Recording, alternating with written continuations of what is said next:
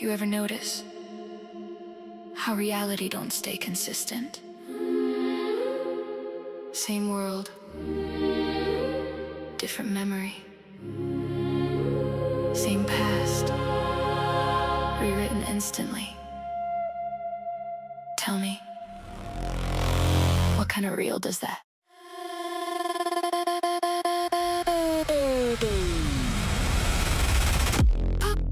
Pop culture been screaming truth in disguise.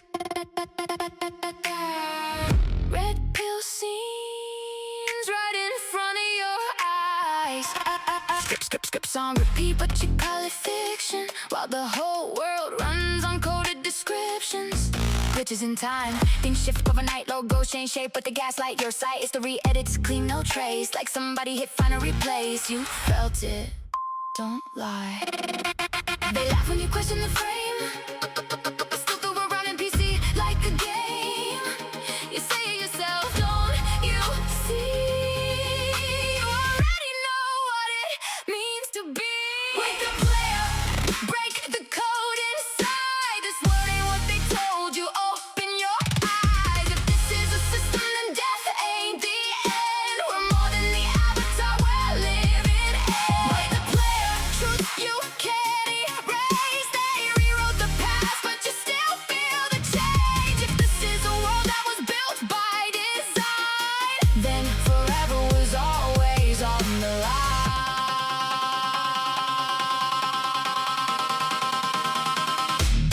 Wake the player.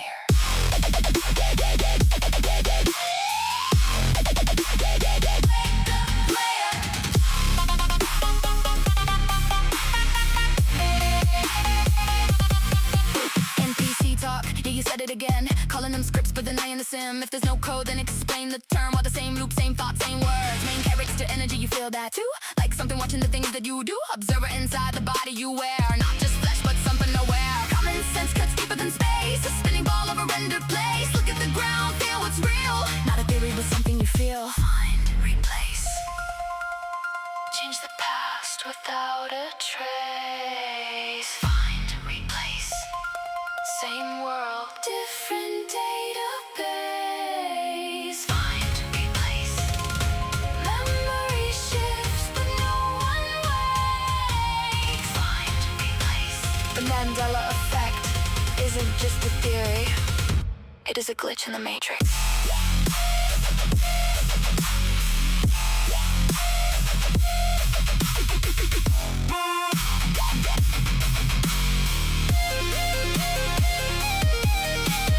This is a system that chaos and luck. This is a sign now random and stuck. You were not born just to die in a loop. You are the player, this body's a suit.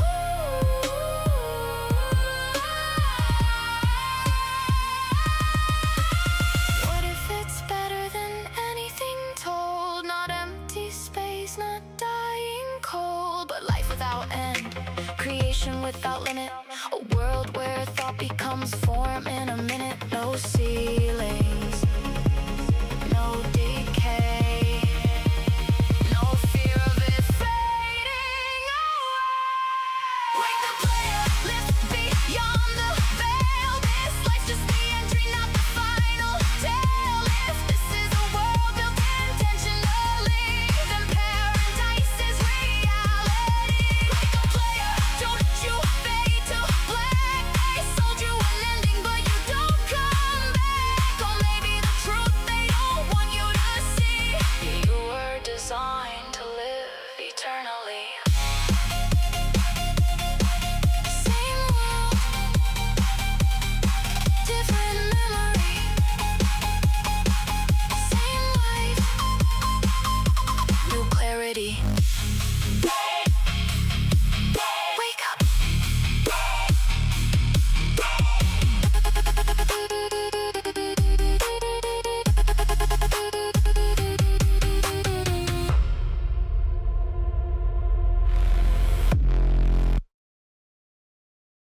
Well, dreams, they feel real while we're in them, right? It's only when we wake up that we realize something was actually strange. Let me ask you a question. You never really remember the beginning of a dream, do you? You always wind up right in the middle of what's going on. I guess, yeah. So how did we end up here? Well, we just came from the, Think about it, Ariadne. How did you get here? Where are you right now? We're dreaming? You're actually in the middle of the workshop right now, sleeping. This is your first lesson in shared dreaming. Stay calm.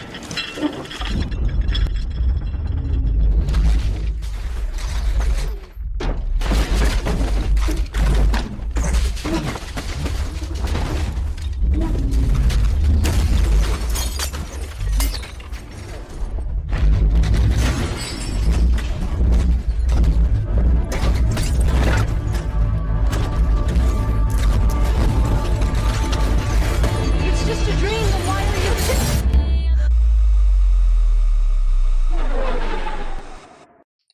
Welcome to the Virtual Reality Podcast, where tonight we're going to expose the virtual reality Psyop. How are you doing this evening, brother? I'm great. It's good to see everybody. Thank you, everybody in the chat. Thank you to everybody watching in the future. Yeah, so this is really one of my most fun and favorite topics. We're going to be going into the core questions, like the deepest ponderings a human being can ponder. And we're going to be showing how we are breaking through, like the whole virtual reality conversation is starting to permeate like all of creation. People are talking about it, but what that means is that shills are stepping up and they're trying to co-opt the narrative and steer the conclusions to the wrong place. So the conclusions are the most important thing, and that's what we want to go through and set straight tonight, right? Yeah, well, it's the same thing that you can find with basically most truths in reality. What ends up happening is a group of people, whether they're this religion or this race or that race, they'll take what's true and then they'll distort it, flip it, invert it, and then try to teach that to everybody as fast as they possibly can. And they'll roll out things like the Earth not being a sphere. They'll roll out virtual reality so that they can come with a, controlled, designed destruction of that theory. It's better to lead the opposition, right? Because then you can, tip your own king over, queen over, whatever it is that you decide. Yeah, so tonight we're going to be going through a podcast where some top psychologist is going to be saying that we're in a virtual reality, but then he's going to be drawing some real crazy connections and conclusions. And so some of the things that we're going to be pointing out is he gets the badge of credibility because he gets called a scientist. And so he has to speak in science terms. But what we're going to be running into is that there's just two paths. The science path, which is the Kabbalist, atomistic, everything came from a big bang from nothing type path. And that is the science path. And then there's the creation path. And so there's really just two explanations for how reality exists. One, everybody's heard the Big Bang, everything came from nothing, atomism. And the other version is that Earth is a virtual reality, and that that the physicality, all the things that we feel, that's just built into the design. That's everything has a mesh. We're at the point now where we're building virtual realities that are working in that our human eye and ear, capabilities, resolution. So it's just a matter of time before they have the full haptic body feedback suit, or what Elon Musk and these other guys are saying is plug you in, and then you would be in a virtual reality. So we always want to take it back to this very literal virtual reality setting where you have a player that is outside the game, and then you have an avatar body inside the game.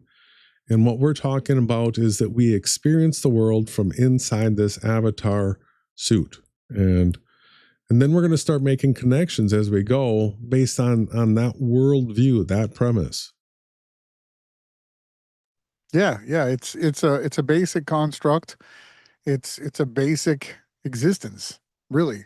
It's the beginning, really. We're still in the infancy stage of creation.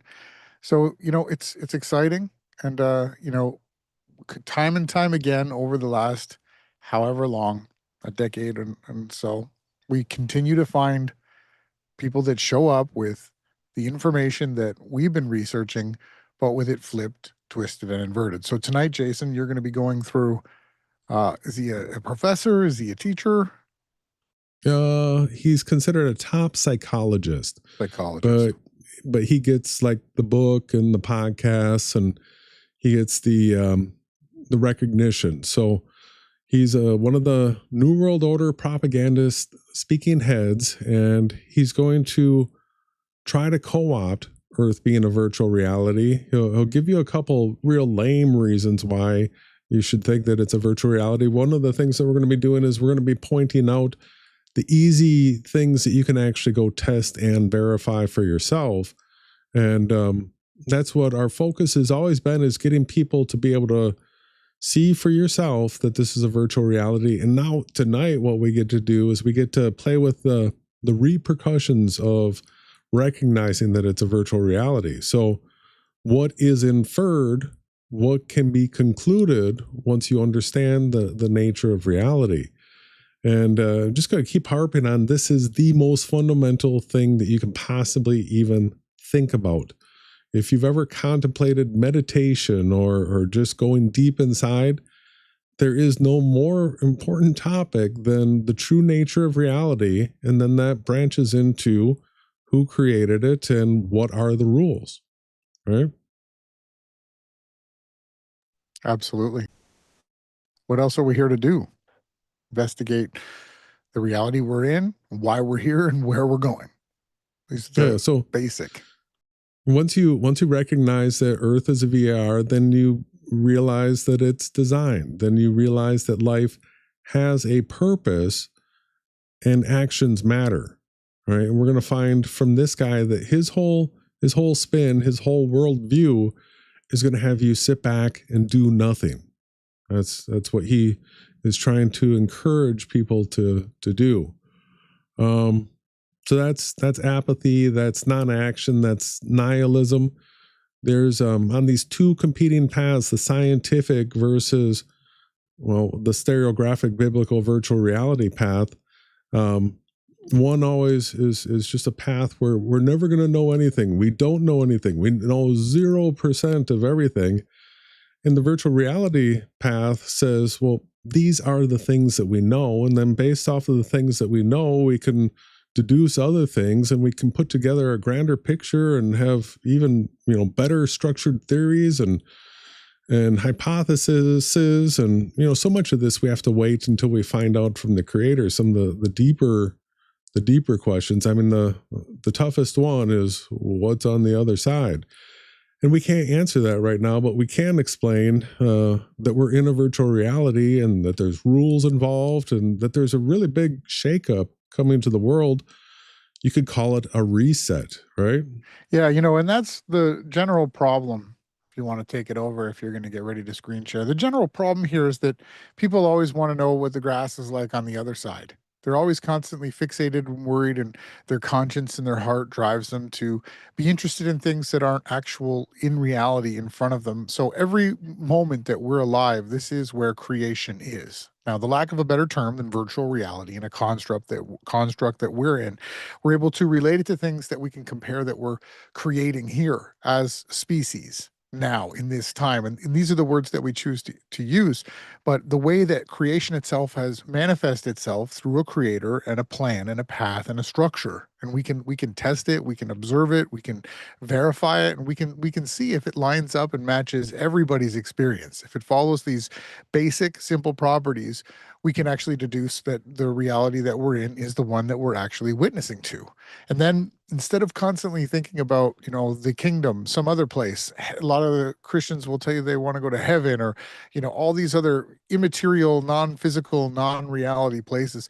Let's focus on being here and understanding that this is where the playing field of creation, like the angels forsook their first abode so that they can get involved here because it's so important to be on the plane of reality where life is actually taking place. So I just want really people to understand that before we jump into all this, oh, everything's a virtual reality, because it instantly gets taken to nothing's real, everything's fake, and you are just a nothingness. You're just a spark from a all-knowing, mainframe computer. And it's absolutely not true. There's rules and there's structure, and we have to abide by them or we have to pay the consequences. And I'm sure most people tuned in tonight know that. So I'm excited for your presentation, Jason. Yeah, well, we've got some more to go through before we get into the actual timestamps that we have. So yeah, you're absolutely right. That is where things go off the rails with all this. Now the connection to the whole New Age thing. This is the whole, when it comes to accepting the earth as a virtual reality, we have all these people out there that try to co-opt the term NPC, right? Or the Matrix. They'll say there's glitches in the Matrix, or this person's NPC. You can only use those statements if you're accepting the earth as a virtual reality. Otherwise, those statements don't apply to anything else. So they try to co-opt the virtual reality through language like that. And then the whole Eric Dubay New Age movement, they all take it to this one, and how this one is everything and everyone, and it's all combined, and we are all bits and pieces of God. So somehow this professor that we're going through is going to somehow connect Earth being a virtual reality to then we're the creator and we're all creating this, and I'm God and we're all God. And that is really some craziness right there. So he contradicts himself, quite a bit throughout this whole entire presentation. Yeah, the cultural evidence is, why do we have all these movies like The Matrix, like The 13th Floor, like Ready Player One, that completely go into the concept of Earth being a virtual reality in the way that we're talking about? The way Avatar had humans, they were in this pod, but then their consciousness was projected into an avatar. And that's the same concept in a virtual reality. So we're always trying to keep people on track that this being in a virtual reality doesn't mean that you are fake. It doesn't mean that you are programmed and doing what you're told to because you're just a bot running around. That is what we have to completely squash, that idea. Being in a virtual reality means that you're in a world that is programmed, and you feel everything. You smash your finger with a hammer because that hammer is made out of metal and it has a certain density, and your finger has a certain density. When the two collide, it does the damage that it does, and it hurts because that's the way it was built and programmed to be, right? It's not the fact that tiny little infinitely small atoms that never touch each other all of a sudden get close to each other and then repel off of each other. That's a false explanation. So I just want to run through here and sort of get people prepped for what it is that we're going to be jumping into. I guess I can get the screen share up. And just going to let you know what ChatGPT, when it looked at the transcript, these are the things that it pointed out about the discussion that we're going to go through. And it says the interview is essentially built around Donald Hoffman arguing that humans do not perceive objective reality. Space-time itself is not fundamentally real. What we are experiencing is more like a VR headset interface designed for survival rather than for truth. He uses evolutionary theory, animal perception differences like between bats and insects and dogs. He uses simulation VR analogies and consciousness philosophy. That'll be interesting, to argue that the physical world is more like an interface than ultimate reality. However, the conversation progressively shifts away from scientific skepticism into mysticism, non-duality, New Age monism, we are all God theology, ego dissolution, meditation as ultimate truth access, reality being self-created, rendered individually. By the middle and end of the interview, Hoffman is essentially promoting the idea that individual identity is illusion. All beings are one consciousness. You are God. Death is taking off the headset. The material world only exists when rendered by consciousness. Love is realizing everyone is literally yourself. Jesus was pointing towards universal divinity rather than creation distinction. So those are the main things. Now, these are the big topics that we want to draw out and completely correct as we go through. The host repeatedly tries to connect the theory to the meaning of life and gets it wrong. Suffering, why we have suffering, near-death experiences, religion, simulation theory, AI consciousness, death and afterlife. And he is steering towards meditation, dissolving identity, non-dual spirituality, infinite consciousness itself through avatars and headsets. So this is the guy. This is the summary of it. And so let's go through and start picking this apart. What do you say, brother? Yeah, let's get into it. I'm going to start running some of these clips. You stop me whenever you want. Let's let them get started. The world that you're seeing isn't the true world. All of this that I'm seeing right now is just a virtual reality. It's like you're born with a headset on playing a video game. That's your reality. But if you're the programmer who wrote the code for the game, you know that there's an entire world outside of it. And as the programmer, you can do miracles. And do you think we're getting closer to being able to edit the code? That's exactly what I'm working on right now. And we're opening up a realm of new technologies that are far more powerful than anything we've seen before, like time travel. And nuclear bombs will be like firecrackers. So, that's a good pause. Yeah, you want to say something about that? Well, yeah, nuclear weapons are an absolute hoax, right? Created to, use fear, shock, and awe to have people fall in line and submit, right? And, there's so much that you can get into with what he's saying. Yeah, so nuclear weapons are built on the atomic principle that atoms exist. And that is just a theory that was made up by the ancient Greeks and is woven through Kabbalism. It's this description of materiality that is everything's spinning balls that never touch each other and it's empty space. So yeah, it's the ultimate fear weapon based off of a non-real explanation for materiality. People suffer. So it's like Pandora's box. There's all sorts of nasty surprises, but they also could be miraculous. But either way, just in the last few months, it started to crack open. So let's talk about that. Okay, so Professor Donald Hoffman is the cognitive scientist pushing the boundaries of how we perceive reality. And how we can unlock our full potential as human beings. according to Darwin's theory, our sensory systems, eyes, ears, smell, touch, are not shaped to show us the truth. So first off, if we're in a virtual reality, everything's made exactly as it is. And in the case of Earth, humans have been around for like 6,000 years and there is no evolution. So he's going to support evolution, use evolution in a virtual reality, right? Well, yeah, and he's defying his own laws of evolution. So if the things weren't able to tell us what was true, we would never be able to survive and get to the next stage of evolution. So it contradicts itself. No, he's going to say it doesn't matter if it's true. It just matters whether or not you procreate, reproduce.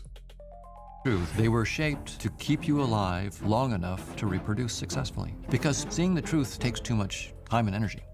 And so seeing the truth takes too much time and energy. It's a waste of energy. That's not going to help you survive. Don't waste your time and energy trying to find the truth. So whatever reality is, it's utterly unlike anything that I perceive. Well, what does this all mean for the nature of how one should understand their life? Well, if you're stuck in a boring world, that's a world of your own creation. That's not the real world. And my conscious experiences are nothing but what my brain creates. And so we feel inadequate and we feel like we need to compete with other people, but you're the inventor of this whole thing. you have nothing to prove. Whoa. And there are much more interesting perspectives that we can take on ourselves. So if you really knew who you are, you would see no need to compare or compete. And is there a way for me to understand who I am? If you want to understand the truth of who you are beyond just this headset description of you, then you have to. So he says headset description of you. And that is supposed to infer virtual reality, but he does say the word virtual reality in here and simulation. And his buzzword for it is headset. So he just thinks we all have headsets on, but he's actually going to say he does not agree with simulation theory.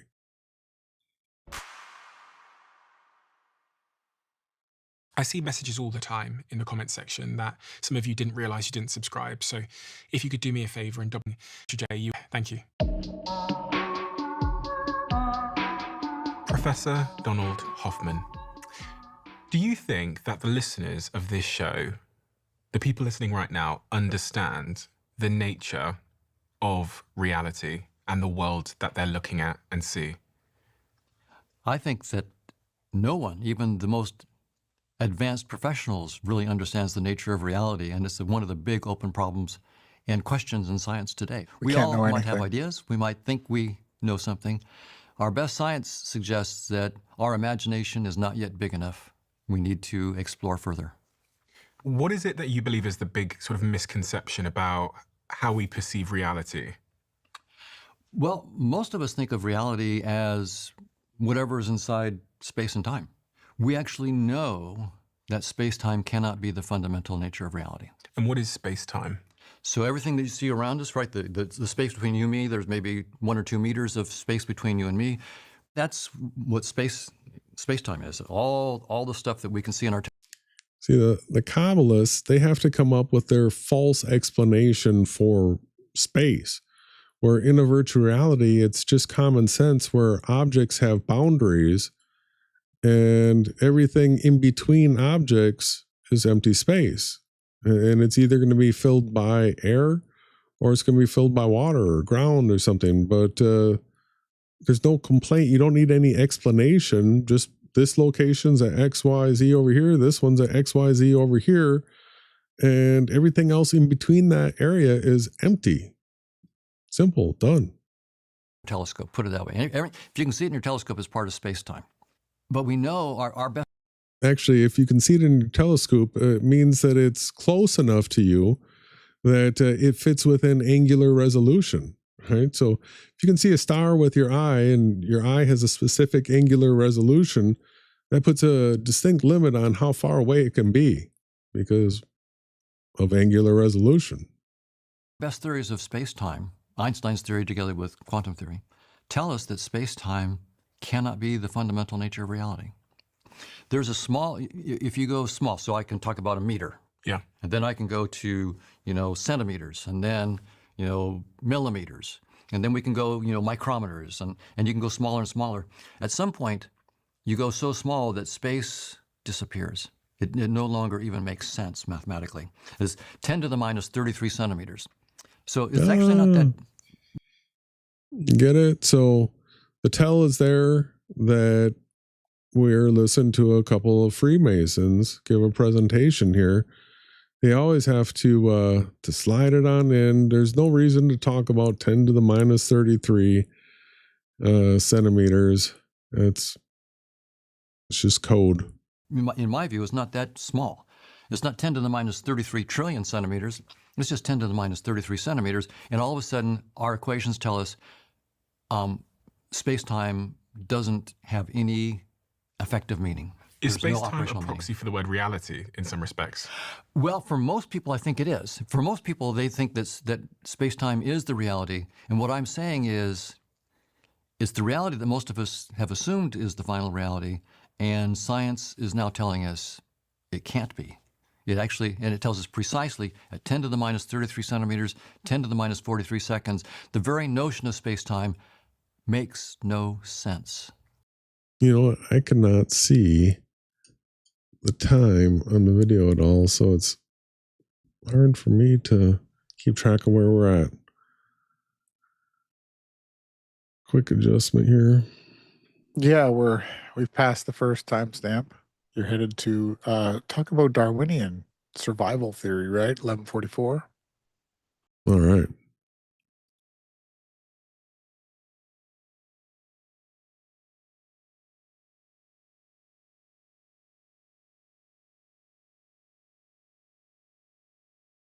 Does it is to make sure that your senses are telling you the truth about the external reality.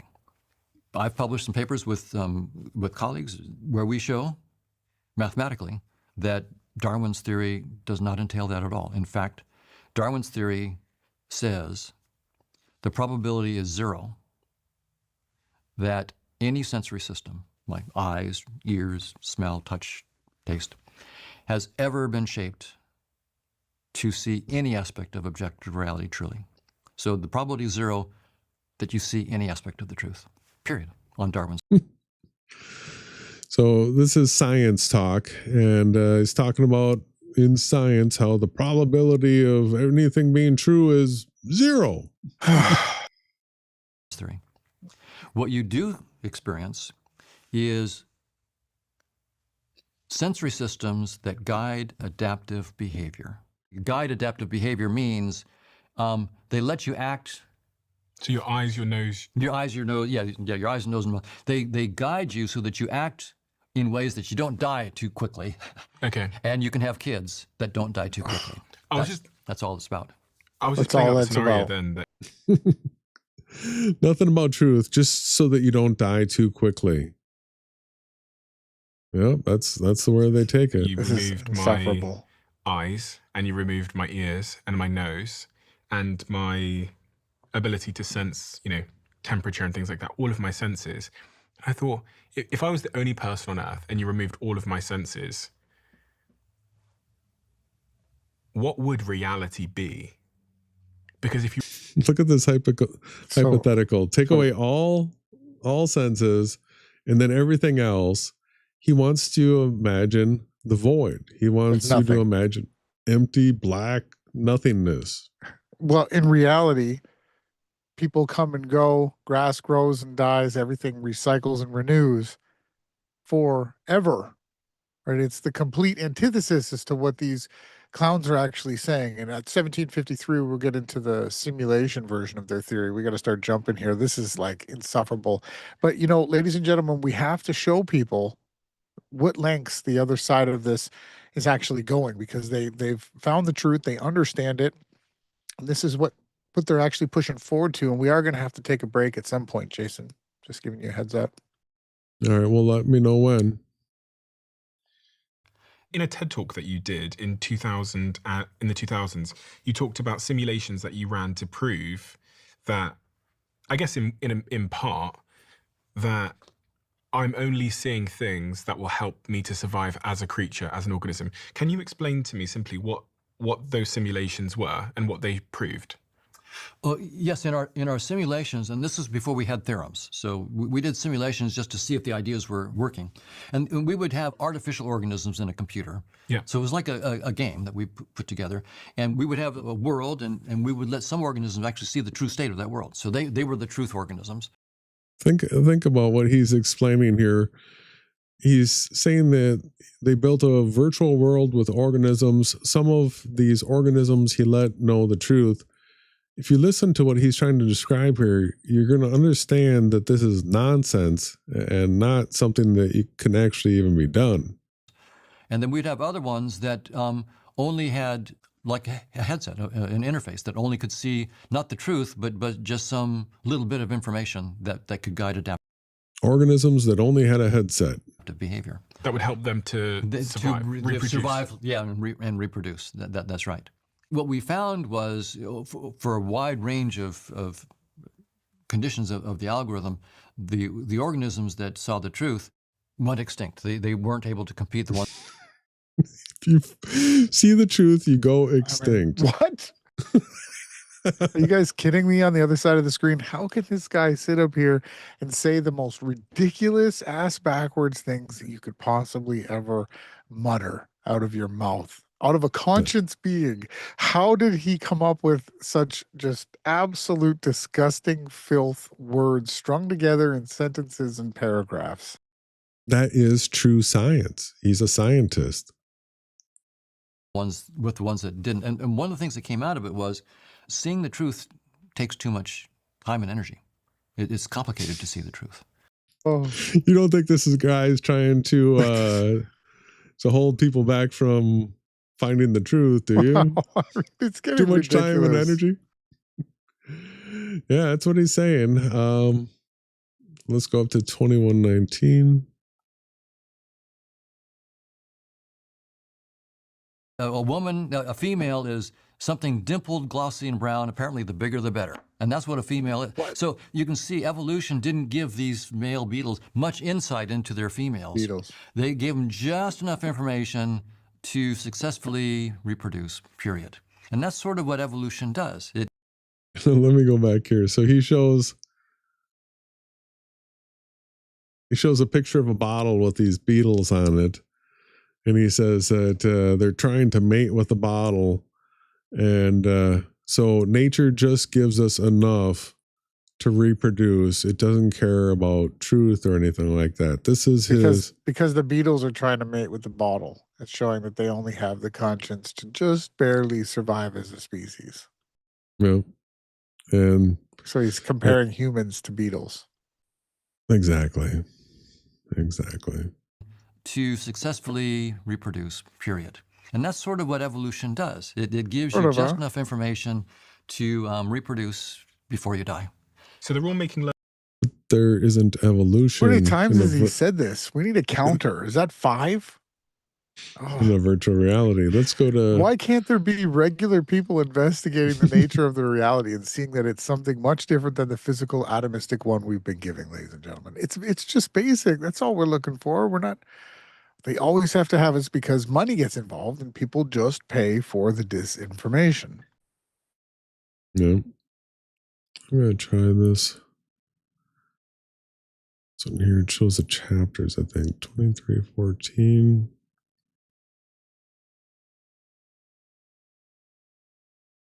He's going to give us what he thinks it means to be better, right? What his version of what the proper type of life is that we could live. Well, building.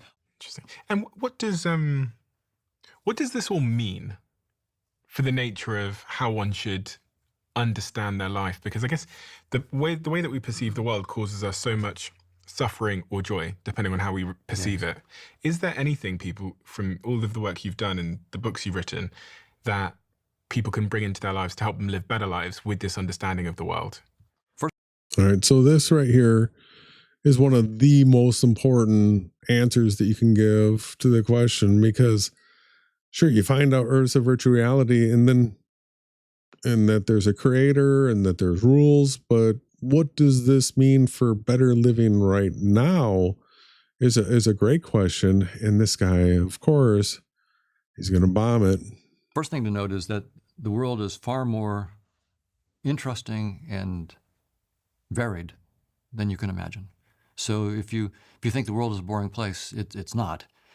Your imagination isn't big enough. Whatever reality is, it transcends anything that you could possibly imagine. Spiritual traditions basically often say there's more to life than what you see inside space and time. There's something beyond.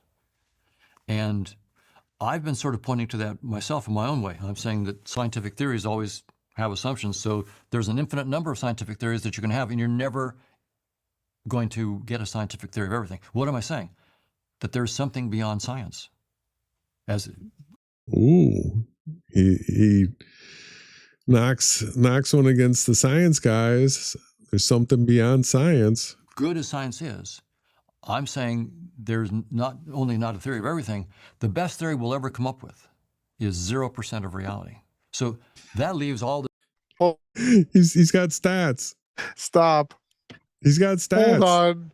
He just said the only thing we could ever figure out is that we can know nothing. Yeah. The best thing we can come up with is 0% of reality. Everybody just turn the podcast off. Thanks for tuning in. We're finished. This guy just told us that there's absolutely nothing worth thinking about for the rest of eternity. Yeah. All this room for what the spiritual traditions are talking about, that there's something that transcends science. There is a way of thinking about this that I think is very illuminating, and it's about the intersection of science and spirituality. I'm a scientist. Who am I? I am someone, and I'm one of many someones, other scientists, who can create theories, and in principle, ever deeper theories, and there's an infinite sequence. So who is the I that can do this? No theory that I can come up with is the final description of that I. In other words, the I that is doing all this theory building is the I that is real, that is making these theories, and that utterly transcends all these theories. That was And just that's a spiritual nonsense. point of view. He just, again, he's speaking in stupid circular riddles about nothing. They get to use the word transcend. The I, because the me, that transcends the all. Right? No, you are a created sentient being experiencing a life that is inside of a virtual construct, and you are going to answer for everything that you think, say, and do. I'd say 5 minutes, and we got to take a break. Okay. View. So what does that mean? You're God. It means that whatever you are transcends any description. And that's what a lot of people say God is. Suppose I give you something you've never tasted before, like a piece of mint. And actually, I don't know what mint tastes like to you. I assume that it's like what mint tastes like for me, but I don't know. This is called learning by ostensive definition. And so we have this game where your experiences are your experiences. And you actually didn't need anybody else for those experiences. All you needed me for, or your parents for, is to give you a name for what you already knew. And you create this world, and all we do is tell you how to talk with me about what you've created. And I don't know that your world... He's going to try to say that everybody is experiencing their own reality, and I don't know that you actually taste the same mint flavor that I taste. How is this guy even on the computer screen right now? Again, the last sentence or paragraph that he just strung together, it was in no way, it did not have any semblance of sense. We are all a lot more stupid from actually just listening to what he just said. And I know we're getting into some really interesting topics as he continues to lean into everyone is God. So this is a serious problem that you don't really want to be, thinking that, because you end up taking away, morality becomes subjective, sin becomes an illusion, salvation becomes self-realization, and then everything starts to fall apart. And any scientific or any other description. So what do you do in that case? To know who you are, you drop all descriptions. You sit in absolute silence and ignore any thoughts, because you recognize that thoughts are useful in this headset and to play the game of life. Yeah, we need thoughts to do our science. We need, if you want to understand who I am, again, I do psychology, I do all this, I'll do the science. So I'm not putting science down. I'm a scientist.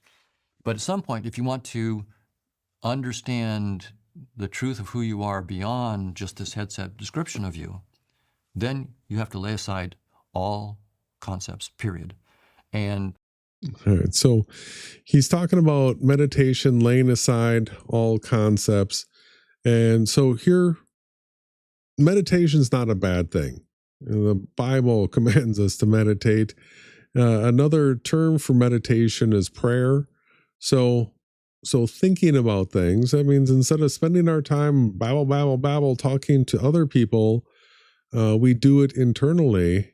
And then once again, I'm saying this is the most important conversation you can actually put your mind to. You start thinking about, okay, what is the true nature of reality? Am I spinning and flying around? Is this place created? And are there rules? These are the first thoughts that have to go through your head. And if you are not grounded in that stuff, you're lost. And I mean, you're pretty much just there's nothing to grab onto. I mean, you're spinning around and around if you believe that you're on a spinning ball and that you have no creator. It throws all of your orientation off. And so that's what science tries to do. Is it's a type of witchcraft to leave people disoriented and not focused on what is real. Now, when it comes to actual meditation, you're going to find that if you haven't tried this much, when you try to silence the mind and think about something specific, you're going to be hearing tons and tons of voices in your head. And you're going to think that all of those voices are yours. And I want to wake you up to the fact that not all those voices are yours, and that they're actually demons. All right. When you're hearing all these extra voices that aren't your voice, they're demons. And what you have to learn to do is live cleanly to get those demons out of your life. And you also have to, you have to pay attention to which thoughts you truly originated yourself.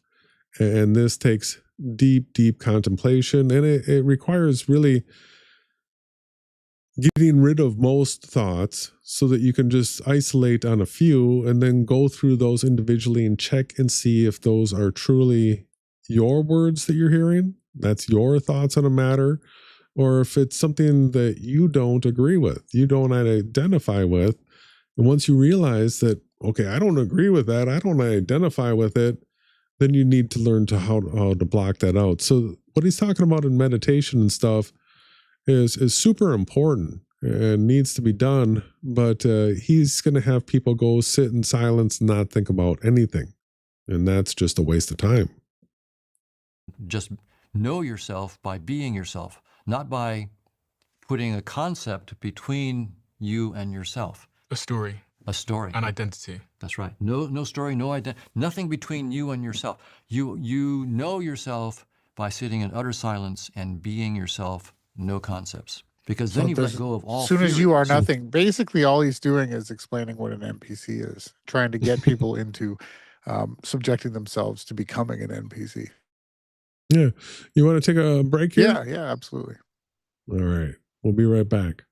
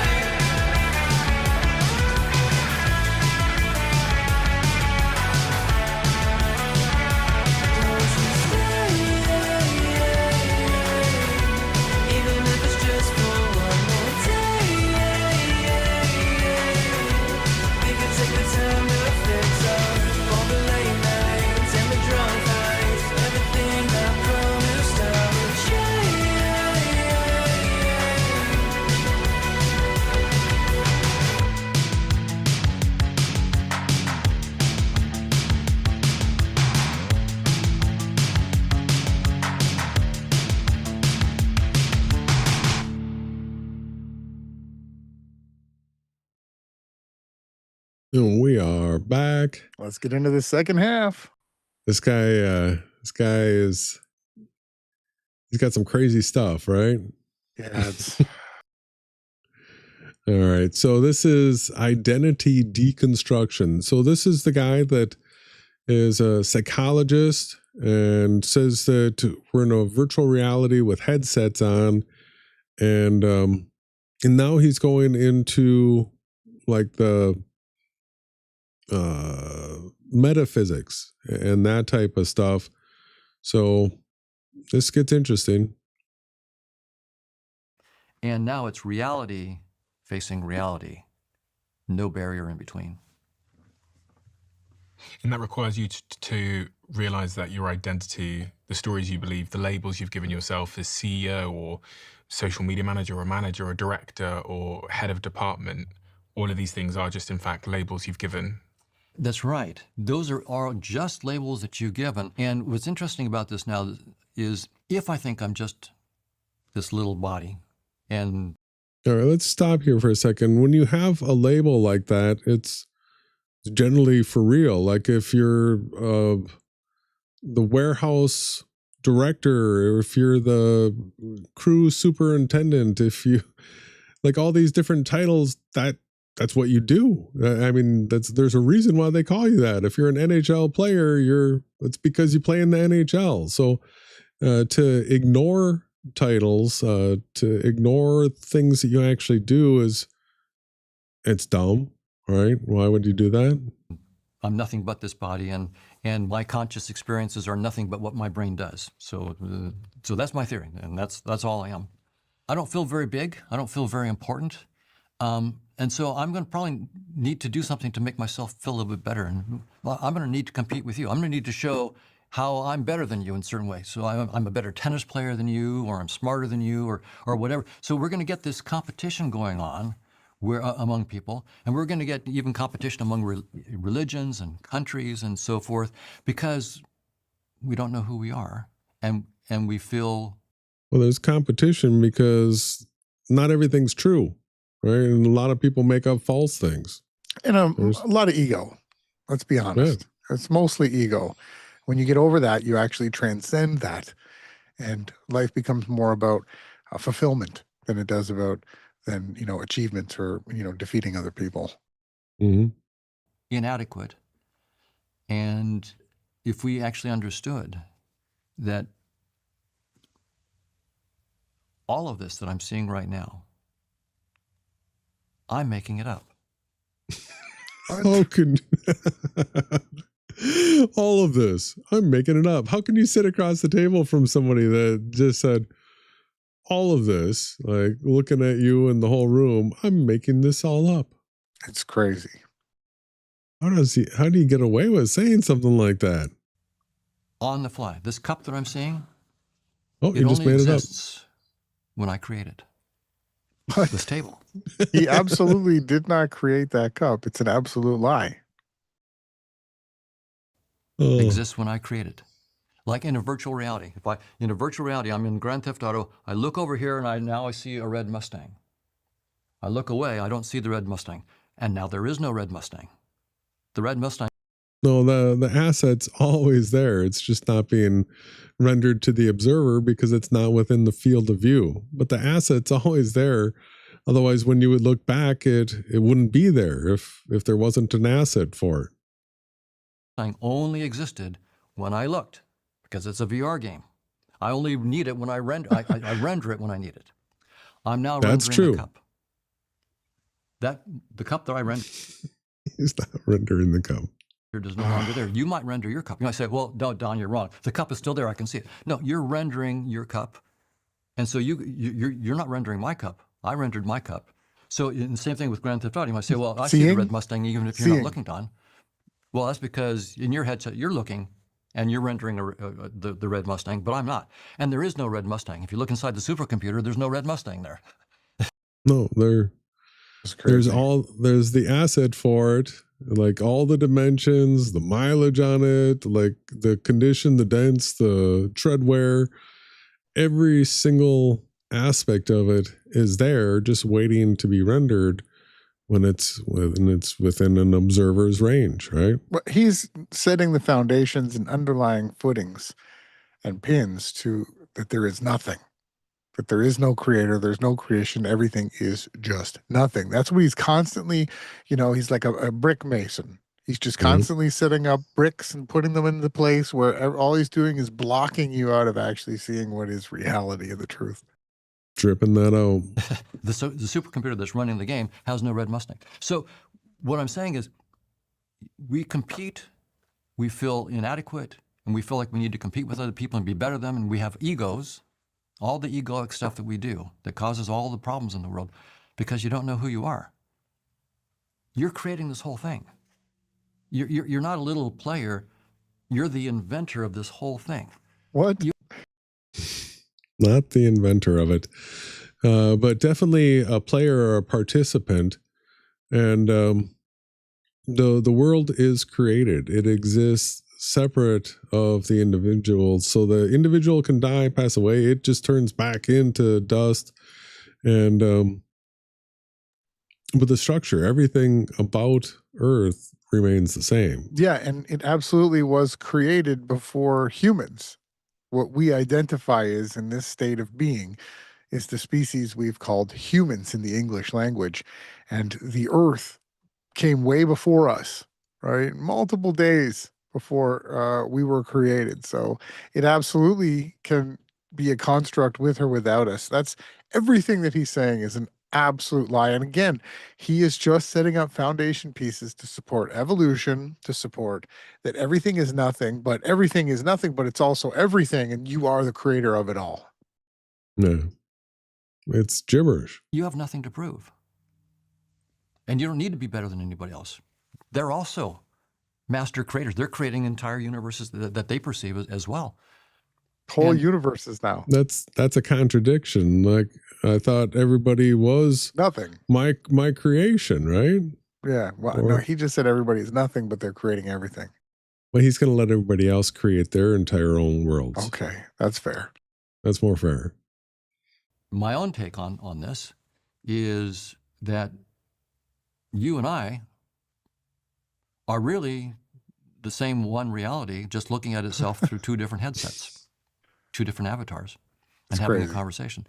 And maybe that's what is required for this one infinite intelligence to sort of know itself. If you transcend any description, how do you know yourself? Maybe what you do is you say, well, let me try this headset on.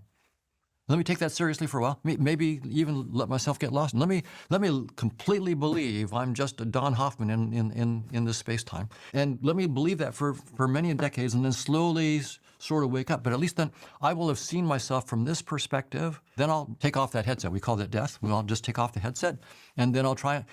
This is so hypothetical and does not apply to being in a virtual reality whatsoever. Like, he's just way out there making up craziness. There's an infinite number of headsets to try on. So from that point of view, any person you speak to is transcendent. Any animal who created the headsets, right, is just an avatar of this transcendent, unspeakably incredible reality that transcends science, so that science will only get 0% of it. And again, I'll always say, I'm not putting down science, I'm a scientist. We need to do science, and I recommend that people do science. But my guess, this is one of the more trivial headsets. He likes to do science. He wants to talk about how, everything is one consciousness, right? But why are perspectives isolated? Why is knowledge fragmented? Why can't one mind access all minds? Why does deception exist? And why are we absolutely the only thing that we can ever truly know is ourselves individually? That's the only thing that we can do. How is it everything that this supposed science person is telling you is completely backwards from the truth? Absolutely. That's why we wanted to cover it and, tell everybody how flipped and inverted this is. Like, yes, we're in a VR, but these conclusions that he's coming to, that he created it all like this. Oh, there's headsets. I mean, it's just gibberish. Shared structure does not mean shared identity. Many minds can exist within one system without becoming the same being. And that absolutely is like super important for Jason and I. It's one of the foundational pillars is that, you know, we all have this ability to live and to create, but we are all individually who we are. Sure, we might be reincarnating and continuing to live lives, but everybody has to deal with what they do, with what they create, with what we do with our time. And we're judged by the creator of life. And he's looking to see what we're doing. He's not looking to, he's not going to blame somebody else for what I do. Right. And so what the underlining pin is that they basically don't want anyone to have to pay for any of the sin. There's no judgment. It's this constant, it's the ultimate, doctrine of Lucifer, right? This concept of evolution and the nothingness and the void, and all these things combined leads you to the Big Bang worldview where, everything is you just get this one life to live. So you might as well sin and do as many bad things as you can, take advantage of others. It's such an absolute poison of a concept to your worldview to be based in. Absolutely. So this is sort of a thick section of the podcast. Once we get through this, we'll start jumping a little bit faster, but this is where a lot of the meat is. It's only 4 dimensions. Why not 20 billion? Why not quintillion? All right, so we have 3 dimensions, X, Y, Z axis. Time is sort of a different type of dimension, but when people start talking about 4th, 5th, 6th, 7th, now some 20 billion dimensions, this is just insanity. You can't even conceptualize anything beyond 3 dimensions as far as a physical shape is concerned. This is just a fairly trivial. So we may be in one of the more uninteresting perspectives on who we are, and there are much more interesting perspectives that we can take on ourselves. But the reason we have fighting, the reason we have egos, is because we don't know who we are. And is there a way for me to understand who I am? All right, so that's partially true. If everybody was absolutely aware that Earth is a virtual reality, who the creator is, what the rules are, we wouldn't have this false image. The ego is a false image that's created inside the mind that's not true. It's not based on reality. So the ego is been able to form because of all the lies, all the deception, and because this is a spiritual world, the demonic influence that can actually get into people's minds that distorts your true you, right? Because you start getting these voices that are encouraging you to feel rage, to get back at that person, do things, and get retribution. And maybe the true you doesn't want all that, but you get inflamed, you get enraged because of these different things. So the ego is all based on lies, misdirection, misconceptions. It's a false reality. Or is the closest you've found meditation? I know you've meditated for 20 years or something. I should say, I should be a little careful about it. I think it really is important to do, for me as a scientist, to have done the science that I've done. But I think for someone else who doesn't do science, maybe that you do music, or you do some sports or something like that. That is a concrete way of knowing yourself through a perspective, and that's really important. And since we have billions of people, and then there's untold other kinds of animals and insects and so forth, this one infinite intelligence, whatever it is, has decided, I want to look at myself through the lens of a mosquito, and now of the bumblebee. These are just assertions that come from nowhere. Like, why would you want to look at life through the eyes of a beetle, right? It's much better to be a human. Let's jump ahead to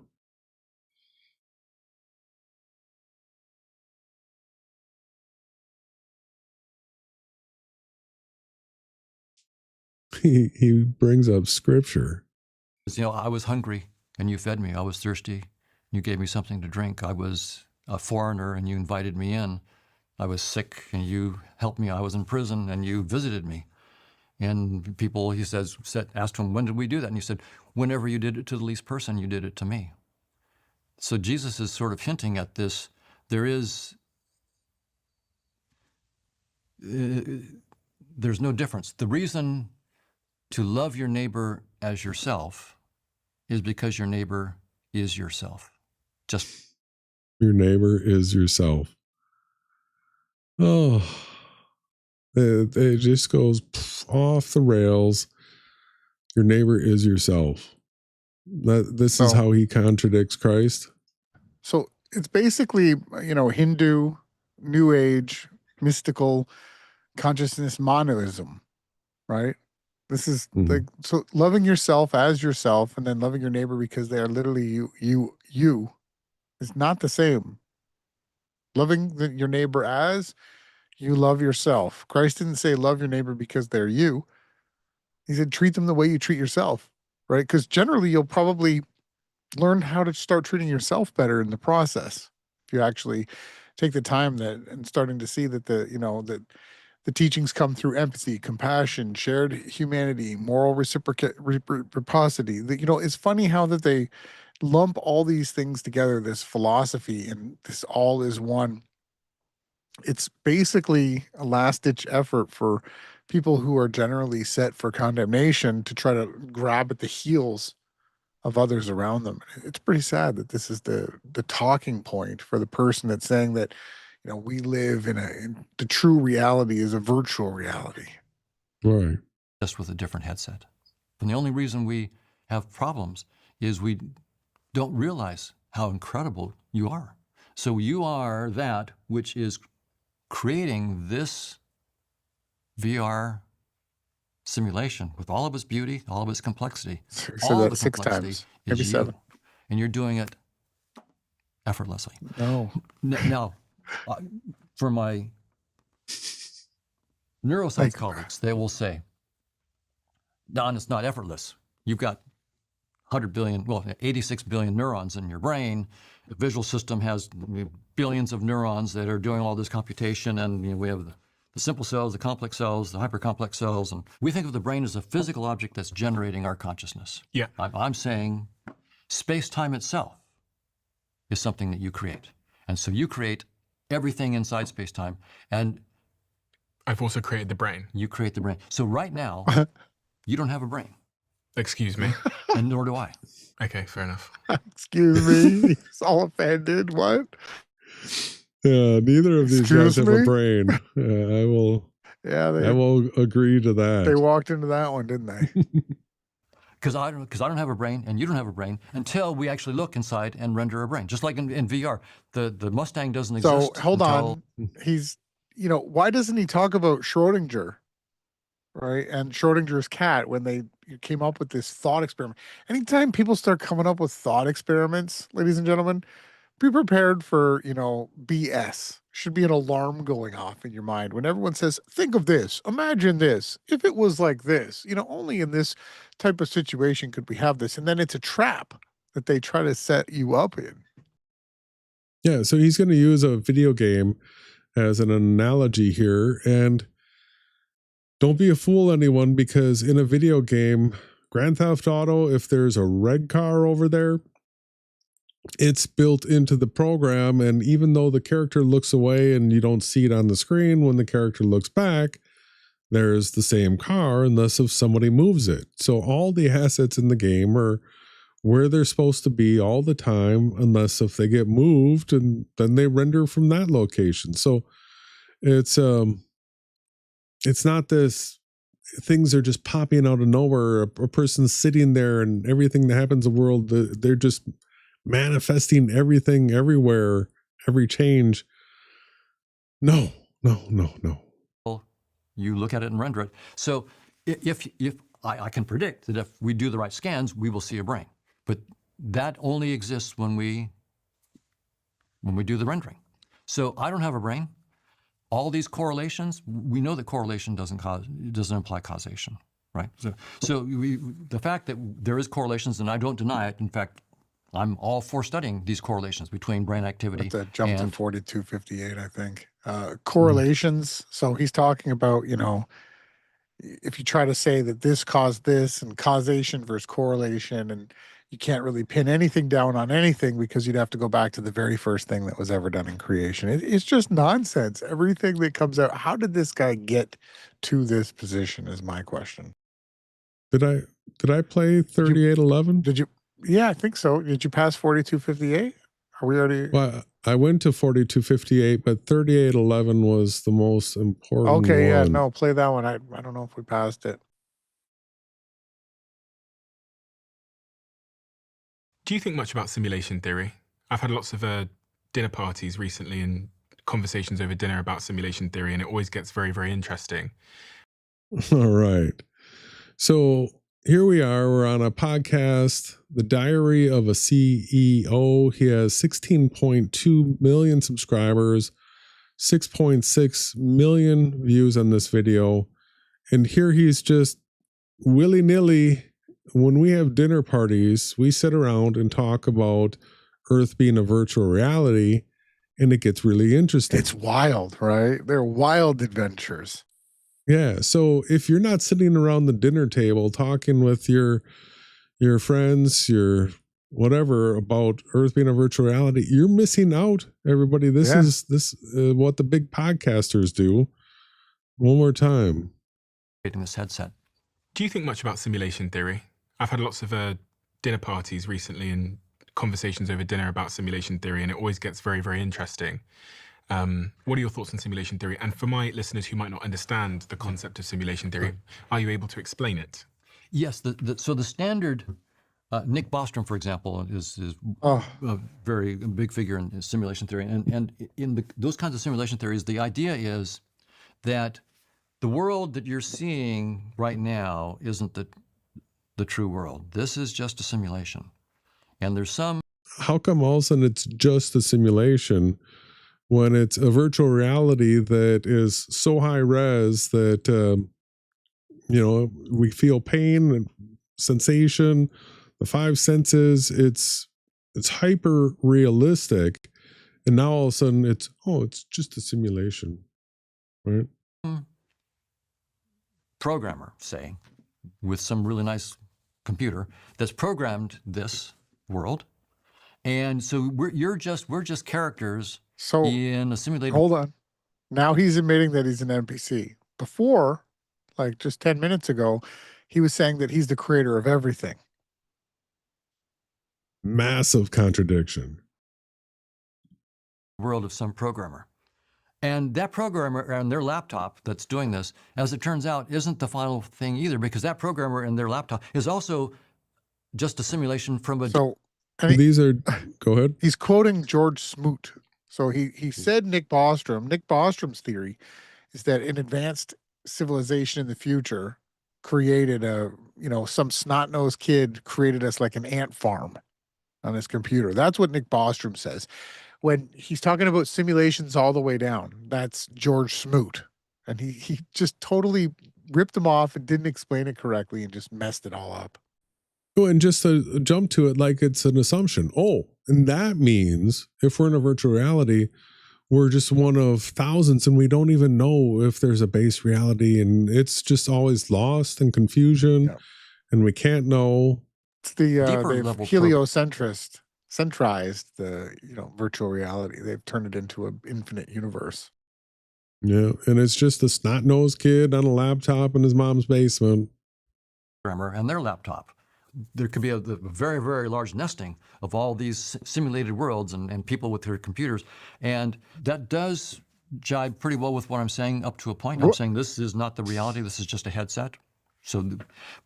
But how could it be just a headset? Like, if you're not taking on the virtual reality completely, how can it just be a headset? He must mean like in the movies where you put the glasses on, you're into the other world. That's what he's alluding to. He just doesn't explain things correctly. It's just the headset. But there's a big, big disagreement. Do you think there's going to come a point where, with everything that's going on with AI and robotics, that we could make a robot, program it with a certain AI that gives it the sort of same... His big disagreement, I don't think he brings it up until maybe a little bit later. We had 4258? Yep.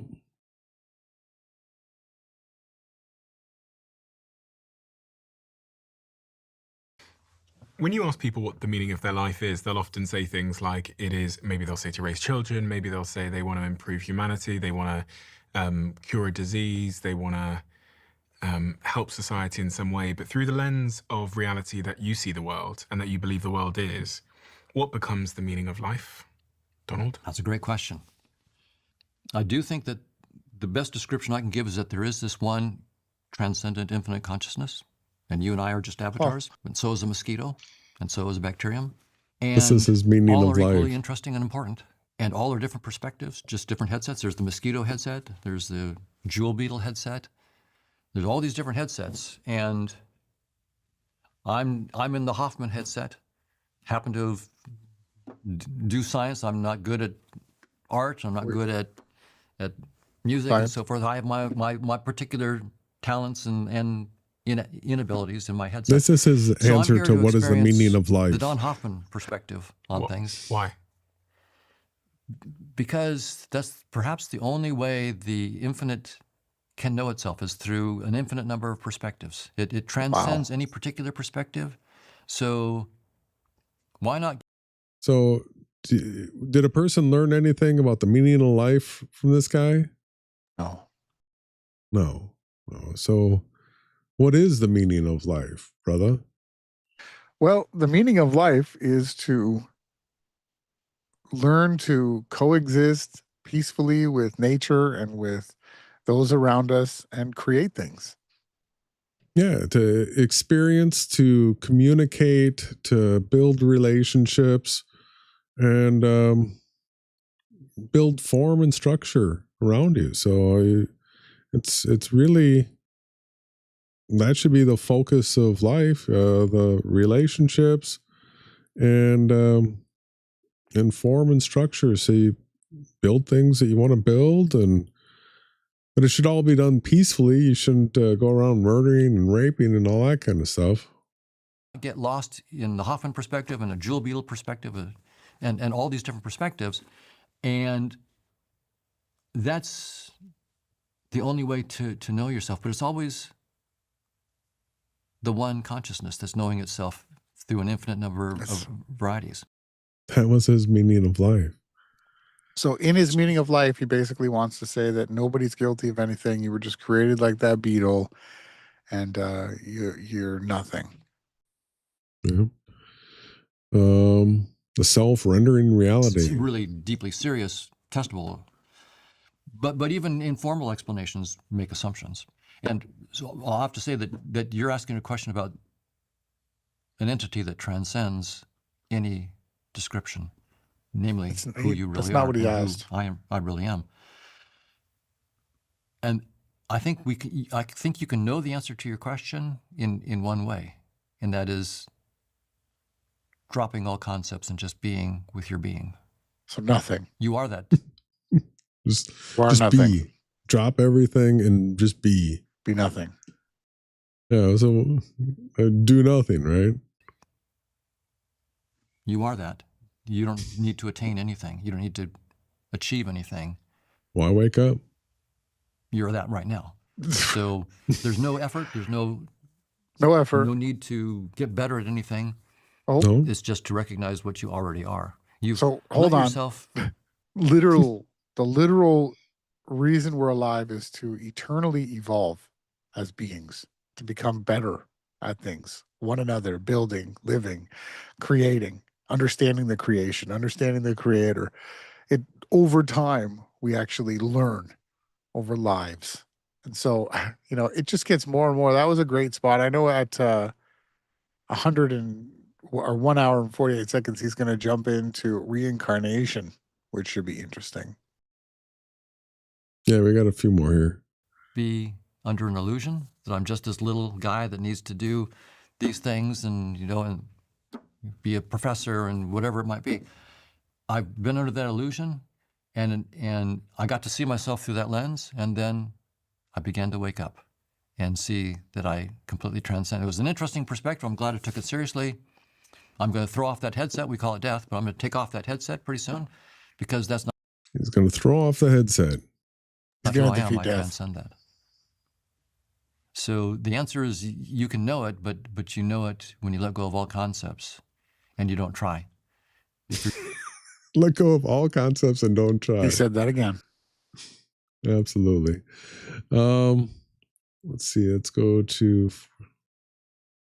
the "You Are God" theology. God, as we believe in gods in the religious context, the best answer that you have would say that effectively we are God, the God that we refer to. We are the transcendent power that goes beyond description. And right. Yeah, I would say that, and I can put that in a sort of a Christian language, because many listeners will be Christians. A child of a human is a human. The Bible calls us children of God. Well, if a child of a human is human, a child of God is God. That's what it's point to. And Jesus is fairly explicit about child of God. When Yahweh. Some religious leaders were about to stone Jesus for saying that he was the Son of God. Jesus quotes the scripture and says, from, I think, the Psalms or something like that, he says, but in the Psalms it says, I have said you are gods, and all of you are sons of the Most High. And Jesus said, if he calls them gods to whom the word of God came, why are you trying to stone me to death for just saying I'm the Son of God? What the Bible that was basically he saying, just played a love God with all your semantics heart. That's loving yourself. You are. word trick. The semantic word trick was the scripture stated that you are as Elohims, not you are the Elohim. That is absolute blasphemy. If anyone was going around saying that, they were stoned to death.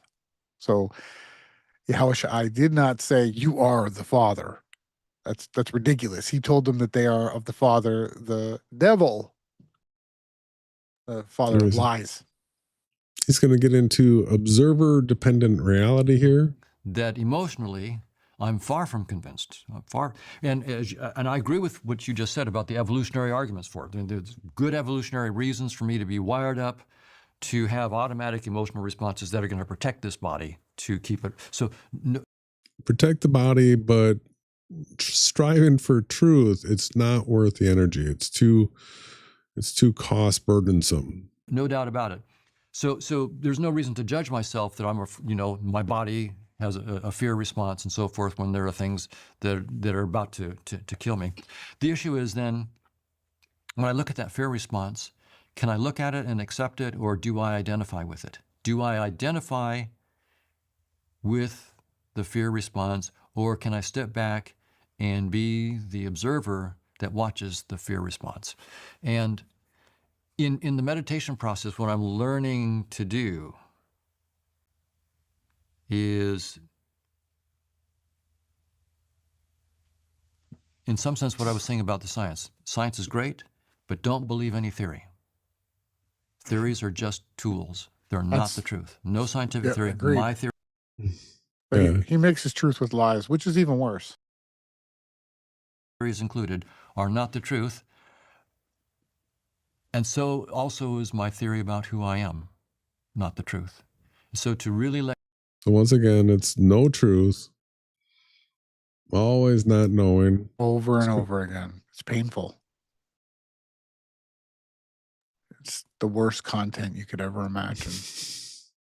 It's somewhat ignorant to set your stall up anywhere, to say that something is or isn't true, because people are different sides of the spectrum. Some people are like staunchly religious, and then others are staunchly atheist. Right. I think that, of course, like in science, there are certain things that are just plain nonsense. And in fact, most of the stuff that you just casually come up with, and my theory of electricity or my theory of the atoms, it's just plain nonsense, and it goes nowhere. It's not worth any time. Yeah, the theories like of atoms are complete nonsense, gibberish, non-reality. So I suspect the same thing is true in spiritual stuff, where we have even fewer guardrails on our theories. But I think there are a few guiding stars. If it involves loving your neighbor as yourself, you're on the right track. If it involves putting a barrier between us and them and saying that they're bad and we're good, you're probably on the wrong track. What does this mean for grief? So many people are losing loved ones as we speak, or are contending with the reality that they are going to lose a loved one. What does it mean for the nature of love?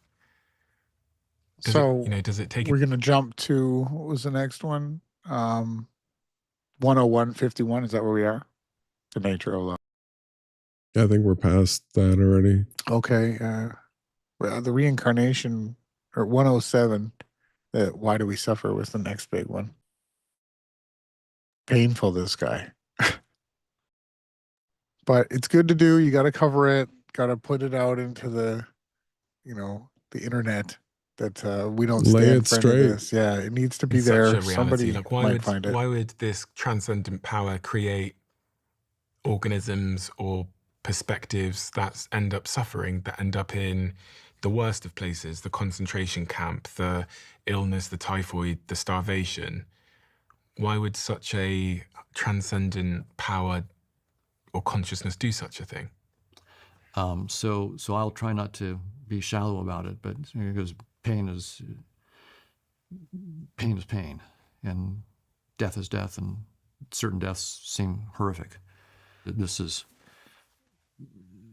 a profound question. I always feel like Get I'm to the risking answer. being trite and so forth, because this is to anybody who's it. had serious pain knows that you just can't play with this stuff. It's when you're in that pain, it really, and when you're with that fear, it's. But I think ultimately, it may be like the wounds you get in a video game. You get the wounds, your avatar gets killed, and you're upset about it in the moment because you're losing the game and so forth. But then the game's over, and you're fine. Ultimately. All right, so that sort of works, except in this world, the way you play the game, there's rules attached to it. And then when you're out of your body, now all of a sudden there's penalties to be paid or rewards to be given. So wouldn't it be nice to know what the rules are and what things get you rewards? So by being ignorant, a lot of people hurt themselves by breaking rules that they don't know exist, and by not doing the things that could get you the rewards that you could get. You're fine. But that experience, I'll put it, I don't want to be in that experience. It's striking that in Christianity, the deepest symbol of God is horrific. A crucifixion. It's absolutely the pain. It's not like a little shot to the head with a gun or something like that. It's making it as painful and as drawn out and as horrific as you could possibly do. And that's when you see the cross, that's sort of, so your question is right at like the heart of Christianity. It's putting that right there, and it's saying this perhaps the most horrific way you could imagine a person dying. That's what happened to Jesus, and that's our symbol for the divine. So you want to talk about why there's actual suffering in the world? Because this guy's just going off on rambles. Well, it's a very deep answer, and he's really, missed the mark on a lot. But usually what we can understand is that you gain things through going through things. And the harder they are, or the more suffering you go through, the more you actually gain eternally. Yeah, most people can realize that if you don't have to work to earn something, you never get the appreciation for it, and that hard work, long suffering, all those things actually build character. And people that get the easy street don't get character built. So this is a training ground for spirits to actually become good people. And in order to become good people, we have to go through suffering, because we don't want to cause suffering on other people, and we have to learn what suffering is and how to avoid it, right? Yeah, I think we're probably getting close. If you want to jump, I don't know how many of these next points that were really, Yeah, really none of them are important. That last super one important. there, Are you religious AI consciousness might be the last interesting one that I see. All right. Yeah, it's crazy how many times he repeated that you are nothing, you can know nothing, and at the same time saying you're everything, creating all. It's suffering. So I'm not speaking as someone who has transcended stress and suffering. So I speak as another fellow person with stress and suffering that is still dealing with it on a daily basis. Given that the humble pie, then I will say this. I think a lot of, and I'll make it personal, I think a lot of my problems, my stress, a lot of my suffering is because I believe illusions. To the extent that I believe that I need to become something at all. That's the illusion. You need to be better than I am in any way. Need to prove anything to anybody else. That's an illusion. I'm already the infinite. I don't need to prove anything. I'm making, everything is already, so I don't need to get anywhere. I don't need to accomplish anything. I don't need to succeed at anything to become what I need to become. I'm already that. So the suffering comes from me forgetting who I am.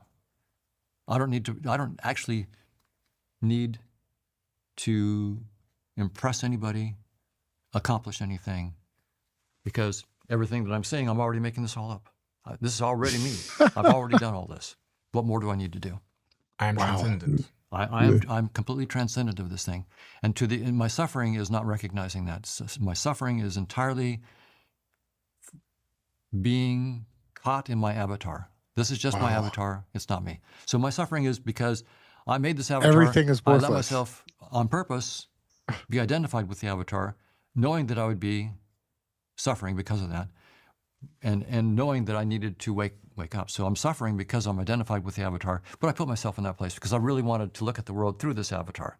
That's why I'm suffering. But eventually I wake up and I look and I see the avatar for what it is, and I realize that everything I was trying to do to prove that I was worthwhile and I was better than you, or not as bad as you think I am, or things like that, all of that was just, all the pain and suffering was because of an illusion. But I needed to do that. I needed to look at myself from that perspective for a while, in part to find out who I am by finding out who I'm not. I'm not that, just that avatar. Do you find not yourself that pain? Wow. Well, that is the most scientific technobabble for psychology, metaphysics. He just took Earth being a virtual reality and shot all over it with metaphysics, right?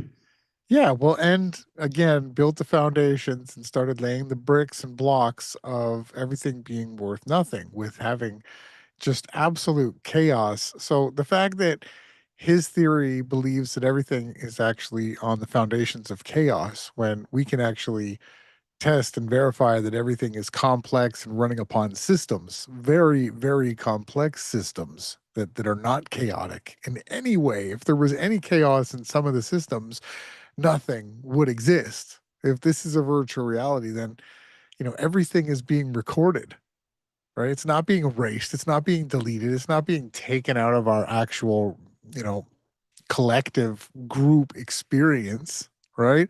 It's these types of men that are paid and that are being paid to promote different ideologies and worldviews so that they can trap as many people as possible. And he's already sold his soul. Both characters on the other side of this podcast that we've been watching tonight. And I just hope that they repent of their ways and they actually start to seek truth and experience things. The things we go through are eternally with us. They're not just, we didn't have to go through this just because everything was worth nothing. We went through this so that we could gain the rich rewards of understanding. And also, Jason, you bring up a lot. If you take away death, if you take away pain, if you take away the certain types of attributes that we have in reality, everything becomes meaningless. There's such a deep underlying truth woven through the fabric of time and reality, through love, birth, learning, striving to become more, to become a better person, a better friend, a son, a mother, a daughter, an aunt, just to become something better, just to want to do better, not even be able to because of the limitations of our avatars and the limitations of our realities around us, how people have fenced us in and you got to have this to go there. No, but we still strive. We still, thank you to the mercy and the graciousness of the Creator, we're able to still succeed and go through these lessons together, right? And that's the most important thing, to share these times, to be together, to go through this stuff. And that's where I'm really grateful. And then we have Jason. I know you probably want to touch a little bit about the SBVR, right? So counter his theory of basically he just says the word headset. You can actually show and explain to people, in a quick form or however you want to, the actual structure of reality. Well, so you sort of lost me there. But, what I had in mind was that with the stereographic biblical virtual reality, when we had our first podcast, it's like 10 years ago now, we were talking about like 5 things that we use as solid proof that Earth is a virtual reality. And we had a question about it. Mandela Effect was one of them. This used to be a topic that we talked about more. It's not as good as the other ones, like the fact that Earth is a fixed and stationary plane. That one, clouds behind the sun. And the moon. And the moon. So these are the types of tangible things that we point to. Synchronicities, people that have out-of-body experiences, those types of things, the experiences at near death. All of these things are evidences of Earth being a virtual reality.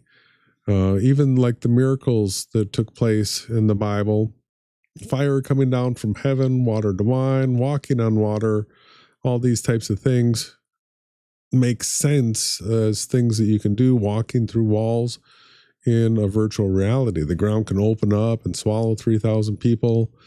And the way that we're remembered, every hair on our head, there's a digital copy of us that has every single detail. And that's the reason why resurrections are so possible, and how a person can burn in hell for eternities. You think about fire, well, wouldn't something just burn up and then it'd be gone and then there would be no more torment, right? Well, no, because we're in a virtual reality, we can have these avatar suits that are they won't burn up, right? So, but still feel the pain. So many things. It all makes sense.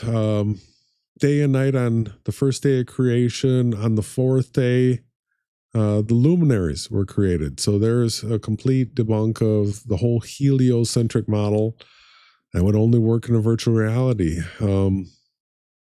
What else is a good tool for a person to hold on to be able to test and verify that Earth is a VR? Well, yeah, the sky, the way that the sun, moon, and stars work. If you start to understand that, and then you go out and film them and start to understand how you could be looking at a certain part of the sky, and your sky could be a beautiful sunset with just these glowing colors and everything is just radiating, yet somewhere else, in front of and behind you in reality on the plane of Earth can see a bright, midday sun, or a nighttime where the sun is gone, and all observers are in the same construct. And you can actually test this out. You can actually, with your own eye, you can actually witness at sunrise and sunsets. If you pay attention, if you go and watch, you can actually see the sun rise up from the ground, from beneath the ground where you're observing from, rise up through the sky, under clouds, through clouds, and actually have clouds behind them in your local circle of sight. That's the best way to test reality. Yeah, the path of the luminary around the observer literally has the luminaries rising from the ground, setting into the ground or the water if you're out in a lake or a sea or an ocean or something like that. Yeah, over the years we've come up with quite the list now of different ways to actually go out and test and verify Earth is a VR, and now we have it becoming a popular topic. Like the guy was saying, they sit around at dinner parties. This is like Elon Musk and all these guys are saying, we sit around and we talk about Earth being a VR, but then they bring in these clowns like this psychologist Hoffman that then connect Earth being a VR to all this new age, we are all one monotheism BS, right? Everything is nothing. Yeah, nihilism. Yeah. Anything else that you would want to point out about That's VRs right now? Pretty much got it. Okay. All right. I love this topic. I wish it was just a fireside chat where we could sit down and go on some of these topics deeper, but we wanted to call attention to this. This is a common topic out there now, everybody, but don't let yourself be fooled into this, oh, you're the one that created it now, right? And that you're nothing. Don't do anything because you are everything already, right? Do something, please. Do something. Do anything that you can. Find the small victories in life and continue to ask the creator of this reality to open your eyes. First and foremost, submit to the creator, right? And ask the creator to show you the truth. Don't just trust what Jason and I say. Literally ask the creator. In your heart, that's where the creator can be found, not up in the sky and not at the bottom of the sea, because the fish would be in there and the birds would obviously be at the top of the sky ahead of you. Yet you can instantly connect with the creator of everything and you will be led to the truth. I guarantee it. All right, brother. Well, where's the only place people are going to get this content? Only in the Hawashai News networks.